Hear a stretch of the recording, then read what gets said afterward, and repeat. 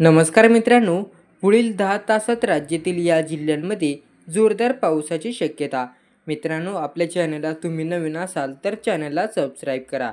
राज्यात पावसाचा जोर आता कमी झालेला आहे. राज्यात पावसाचा जोर अनेक जिल्ह्यात कमी झाला असला तरी काही ठिकाणी आजही जोरदार पावसाची शक्यता वर्तवण्यात आलेली आहे.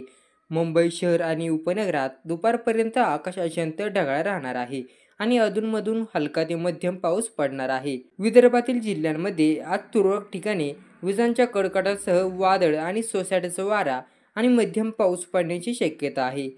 चंद्रपूर, गडचिरोली आणि गोंदिया या जिल्ह्यात आज येलो अलर्ट जारी करण्यात आलेला आहे.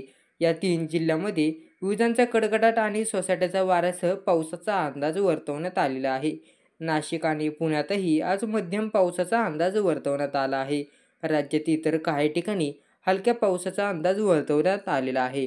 ऑगस्ट महिन्याच्या सुरुवातीलाच विदर्भात पावसाने उघडीप दिली होती. मात्र आता नागपूर, अकोला, वर्धा या ठिकाणी पावसाच्या हलक्या ते मध्यम सरी पाहायला मिळतील, असं हवामान विभागाने म्हटलेले आहे. मराठवाड्यातील जालना, परभणी या जिल्ह्यांमध्ये हलक्या ते मध्यम पावसाचा अंदाज आहे. दुसरीकडे बीड, संभाजीनगर, नांदेड या जिल्ह्यात विजांसह पावसाची शक्यता आज वर्तवण्यात आलेली आहे.